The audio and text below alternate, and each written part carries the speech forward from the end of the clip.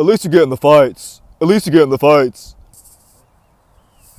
At least you get in the fights. I put belt to ass, and you can see that's what I do. The untouchable True School Sports Empire. And y'all know the rest, man. Now listen, you know, busy week in boxing, so much to cover. That's why this is the home of boxing, because we're going to cover it all. We're taking it all in stride. No complaints here. This is the home of boxing for a reason. Y'all are going to find out this weekend. So we're going to continue to deliver that world-class boxing content, world-class boxing talk. And shout out to the fine folks at ProBox TV, because they've done it again. Honestly, guys, they've went ahead. They've done it again. This is really and truthfully one of the best cards they ever put together, top to bottom, and that says a lot, because ProBox, you know, on a card-by-card basis, always delivers, you know, really good competitive fights. But this one for me on paper is really good, just really top notch, right? So there's 3 fights I'm going to talk about in this video. Pay attention to them all, because these are all worth talking about. Main event, you know, you're gonna have Mexican welterweight contender, fresh off of his upset demolition job of Romain Villa, Ricardo Salas. He is back in action, trying to build upon that win against Romain Villa, and he's taking on, you know, the upstart Puerto Rican. So listen, Mexico versus Puerto Rico. You know, you're getting in the welterweight division. Cruz, you know, the Puerto Rican from St. Louis, Missouri. He's you know, 17-1-3. You know, had one fight at the world level when he fought Gary Anton Russell, and he got done up and stopped really early in that fight. Now, to his credit, Cruz in that fight, there was a head clash that did affect him. I understand, but again, boxing's a results-based business. It wasn't his night. This is a chance for some redemption. Now, Salas was a nobody. Like he was a, I won't say nobody. I don't want to call nobody, but he wasn't a big name. You know, this is a guy that Samson Lukowicz brought in to lose to his fighter Romain Villa on the undercard of Canelo versus Berlanga. It was early in the prelims. I was there. There was like 70 people in the stands at the T-Mobile Arena. I was there, and he beat the hell out of Romain Villa, and that put him on the map. And truth be told, he did better. He got Romain Villa out of there quicker than Jerron Ennis did. So, you know, he's here in the welterweight division. He's got a top 10 ranking with a couple of the sanctioning bodies, and he's trying to make his presence known. And you know, this fight's gonna be the boxer versus the puncher. You know, Cruz is a, you know, counter puncher, guy that likes to, you know, punch in between the shots. He's gonna be looking to slow the pace down.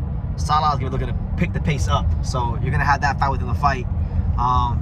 Cruz, you know, for lack of, in the one time I watched him fight, he did show a lack of some durability in that Gary Anton Russell fight. So, you know, I think he does gotta be a bit weary of the power of Salas. Salas can't crack. He's had one fight since Gary Anton Russell. He fought Braulio Rodriguez, the gatekeeper that, you know, fought Ryan Garcia and fought Gary Anton Russell as well. And he got a win. So, you know, that puts him on a certain level. But this is now a fight where you're fighting a guy that's a contender. So if Cruz can win this fight, it puts him in the top 15 in the welterweight division. And for Salas, you know, he go in there and knock out Cruz, all of a sudden, you know, he's top 10 in a couple of the sanctioning bodies. Maybe he gets in the top 5, and now you're talking about him really being a player. So I like this fight a lot. If I gotta figure out who I'm gonna pick, I don't really know, to be honest. I haven't seen enough of Salas or Cruz to have a deep assessment. I'm just telling you guys a little bit I do know. I would say I would lean towards Salas, just because I think, you know, I didn't like the lack of durability I saw from Cruz in that fight. But who knows? You know, I don't really know a lot about the guy, so I could be wrong and Cruz could outbox him. But those are my thoughts on the main event. Really good fight there. So one of the other fights in this card that I think is really interesting is, you know, it's going to be a battle at 140. You're going to have one of the upcoming contenders who, you know, I haven't talked a ton about, but I've seen him fight once or twice.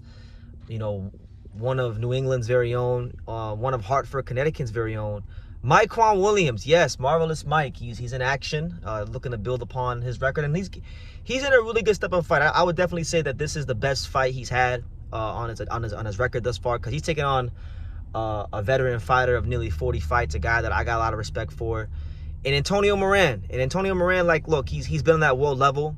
He hasn't ever won really on that world level, but he's conquered like that fringe world level. You know, the top. You know, like everybody from, like, you know. If you're not a top 20 fighter, legit top 20 fighter, you've been found out, because look at his fights. You know, he's lost to Jermaine Ortiz. He's lost to Jermaine Ortiz, and he's lost to Devin Haney and those kind of guys.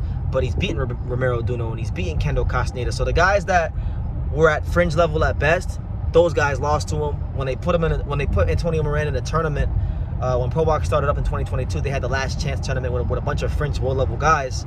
He came out on top. He beat everybody, right? So he's conquered that, and he showed himself to be a good technical fighter. You know, a guy that can slow the pace down and outbox you, right? So it's a good step up in class for Mykquan Williams, who right now, Mykquan Williams, he's I believe number 6 in the WBO at 140, number 10 in the IBF. So this is a guy that, while he doesn't have a big name, you know, is making his way towards a world title. And he's definitely I watched him fight. The most notable fight he had in his career was against Luis Feliciano, and I thought they were pretty evenly matched, and he outclassed Luis Feliciano, and he showed that they weren't evenly matched. So that's why he's here, because he's proven that he's above a certain level of competition. From when I watched Mykquan Williams, he was a real sharp fighter, a fighter that you know, his punching power wasn't crazy. He had decent speed, but you know, it was mainly his fundamentals. I think that's the one thing that I can remember about Mykquan was his fundamentals. And so him fighting a Moran, you know, it's a test to where, like, if he's not really a top world level contender, it's gonna get found out this fight. So I like that. I like that for him. I think that, you know, Moran, he's been an up and down fighter, and I would say Mykquan Williams has a speed advantage. He's very fundamentally sound. I would give him the slight edge, but Moran has a very big edge in the experience department. Mykquan was a good amateur. He's a 5-time national champion, but Moran has seen so many different styles, you know? And he's durable, too. Like, the crazy thing about Moran is that he's fought some punchers. He's fought some guys that were bigger punchers than Devin Haney, but he hasn't, like, Devin Haney probably gave Moran his worst knockout. So that's kind of crazy, but really good fight there. I will lean slightly towards Mykquan Williams in a decision, but it's a very close fight. And then last but certainly not least, another really good fight on the card. You're gonna have one of the bright young talents in boxing today, especially American boxing, Jonathan Lopez. You know, this kid Jonathan Lopez, he's made a lot of waves in boxing, because this is a guy that's been a Naoya Inoue sparring partner. This is a guy that's been in camp with the Canelo Alvarez team, and a lot is expected upon him. You know, southpaw, very skilled, knows his range, and he's getting a step up in class against, you know, the veteran fighter Rene Alvarado, a tough Nicaraguan fighter. Now look, I'm gonna keep it a spade with you guys. Rene Alvarado, I've seen better days, you know, and I've seen, funny enough, I've seen Rene Alvarado not on purpose, but I've seen him fight live twice. I was there when Rene Alvarado fought Lamont Roach 4 years ago in Texas.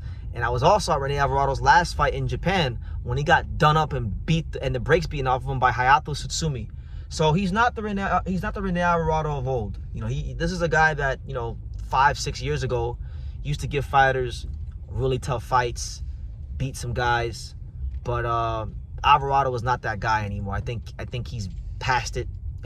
He's only here because of his name value, because this is a good fight for the stage of Jonathan Lopez's career. Now look, Lopez is he hasn't filled out into his man strength, but you know, he's shown an ability to he knows his punching range, he knows how to box. I think this would be a more interesting fight than Rene Alvarado's last fight against Hayato Tsutsumi, because Hayato Tsutsumi to me is a bigger puncher than Jonathan Lopez. Jonathan Lopez ain't punching like Hayato Tsutsumi. So I think this fight will wind up being really interesting if, and only if, Rene Alvarado can crowd him, smother him, and make this really uncomfortable for him. But ultimately, I think it should end in a wide points win for Jonathan Lopez. And you know, now Jonathan Lopez was a featherweight, but he couldn't make the weight because he outgrew it. So now he's at super featherweight. This is somebody that I think in what I believe is a very thin division right now. This is a guy that I think in the next, you know, year to 18 months will emerge as one of the top contenders. So I'll say this to me. And maybe I'll be wrong. Maybe the old dog will show me that I'm wrong. But I think this is probably the easiest fight to pick on the card to me. Jonathan Lopez should beat Alvarado quite soundly. So that's my thoughts on the ProBox card. You guys can let me know what you think. What, you know, Ricardo Salas, you know, against Ricardo Salas back in action. You got Ricardo Salas, Cruz. You got Mykquan Wiliams versus Antonio Moran, and then you have this fight with Jonathan Lopez and Rene Alvarado. So really good fights. Really, fighters that step up fights, fighters in the rankings. Just legitimate fights with substance on them. Really good card from ProBox. Give me your thoughts down below. Make sure you guys take the time to subscribe. And like I say in every single one of these videos, you can love me or you can hate me, but I'm just a kid from Dania. So until next time, take care, guys. Thank you for watching another video on the untouchable True School Sports Empire. For more great boxing content just like this, make sure you guys click right over here. Keep watching my boy BT put on the best interviews out here.